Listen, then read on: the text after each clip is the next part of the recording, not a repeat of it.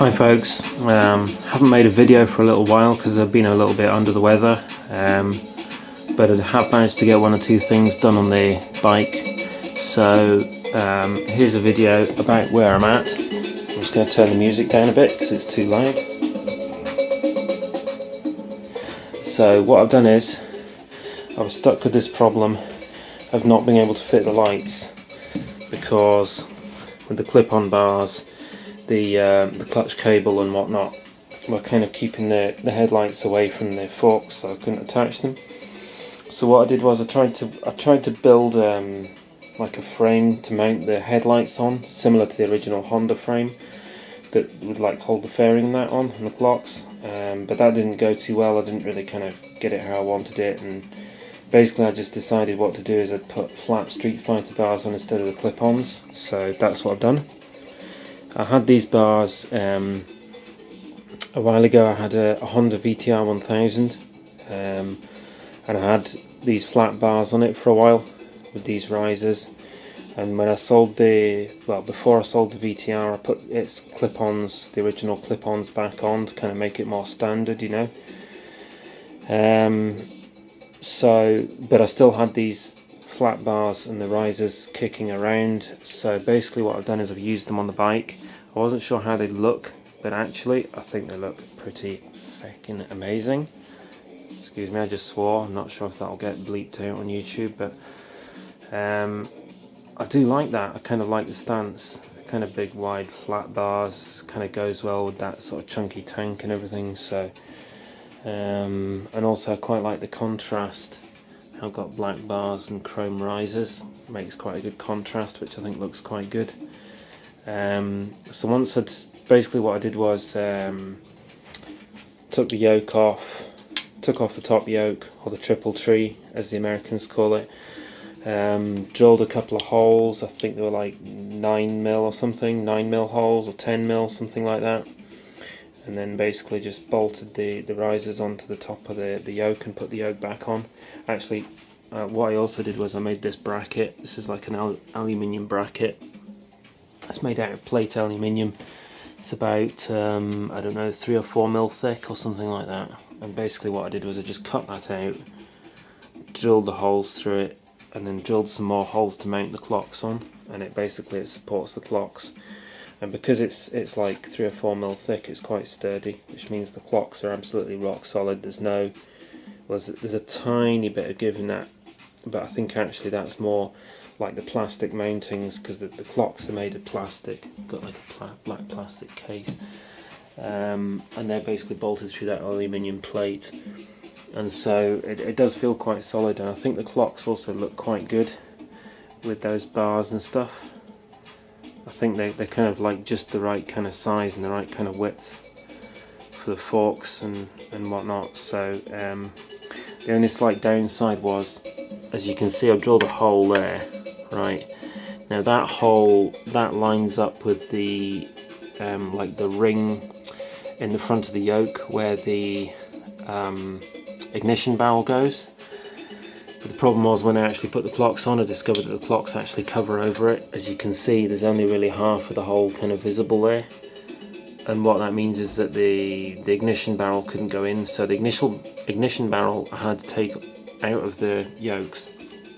And what I've done is I've located it down here. So that's the ignition barrel on the side of the engine, which is like a kind of old school design. Basically I've just bolted it onto the chassis, onto one of these lugs. I'm not sure what the lugs are for. I think they're for the fairing or something, but as I'm not fitting a fairing, it doesn't matter. So I'll just put the ignition barrel on there. So it means that my ignition key is going to be down there by my left knee, but it doesn't matter, that's fine. That's like an old school kind of thing, like some of the sort of choppers and bobbers and stuff like that have the key down below the seat, beside the engine or whatever. So I think it actually looks quite good, and it just makes it a little bit more different, a bit more custom, you know. So that's basically the bars. So once I got the bars on, that meant that I could then fit the headlights. So as you can see, the headlights are now on, and now obviously I'm biased, so I kind of think my bike looks quite good. Some people might not be everyone's cup of tea, you know, but I've always liked projector beam headlights, and I think those two twin projector beams look really good on a kind of Street Fighter bike. I like the whole kind of the stance of it. I just like the look of it. I just think they look good. Obviously not everyone's cup of tea, but there we go. So this bit here, this is a kind of fly screen. Now this was originally attached. This was actually like part of this bit with the headlights. Now what I did was I cut it off, and the reason I cut it off a while ago, and it was to try and get the headlights to fit with the clip-on bars, but it still didn't work, so that's why I've ended up going with flat bars. Now I'm not sure, it might have actually fitted with the fly screen actually still attached, but obviously I've already cut it, so it's too late. So what I've done is I've just drilled a couple of holes in it and just got some strong cable ties and just tied it down, and it's like sprung against the clocks, and it's actually quite solid. I mean, it's not, obviously it's only cable ties, but it's just a bit of plastic, you know, it's not going to come off. I don't think it's going to come off, and it just kind of finishes off the front end of the bike a little bit, you know. And it also covers up all the electrics, because what I've done is I've pulled the front end of the loom through between the forks, and all the like lights and clocks and that, and the switch gear, the switches and the start button and all that.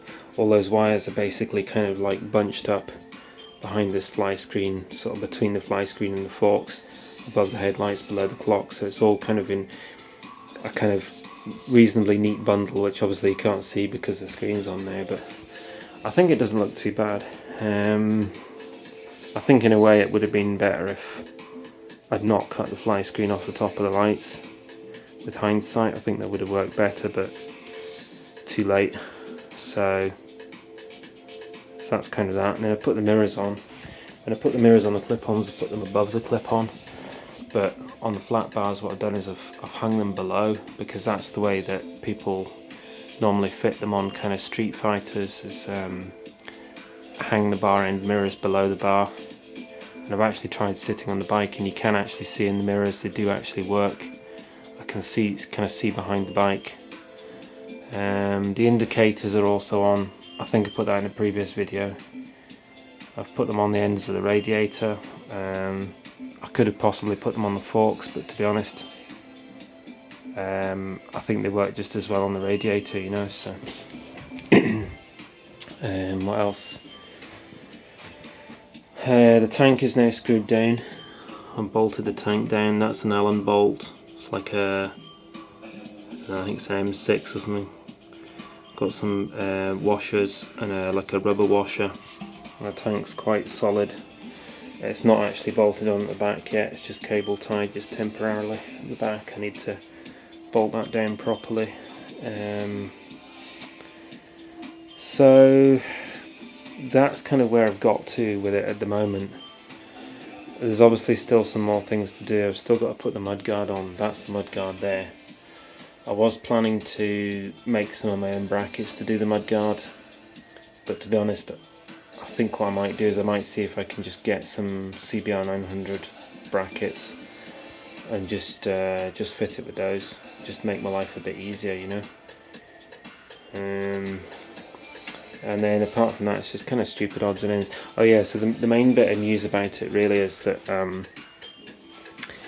it won't, when you turn the key, nothing happens except that the radiator fan comes on.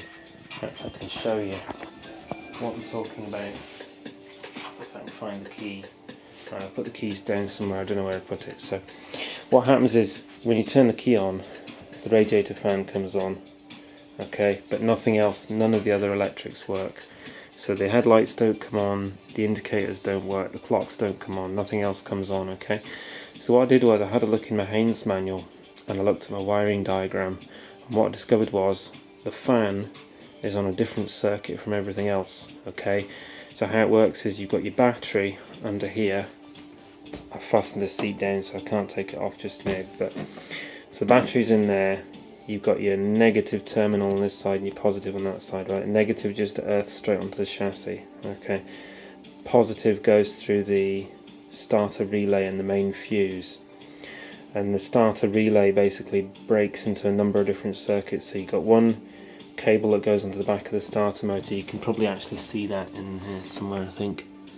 Actually, it's kind of hard to see because the ignition barrel being there, but it's yeah. So basically, there's a thick cable that goes from the starter relay onto the starter, and then there's like two other cables. There's one which is the fan circuit that goes to the radiator fan, and then there's another circuit that does everything else. Literally all the other electrics go from the other circuit.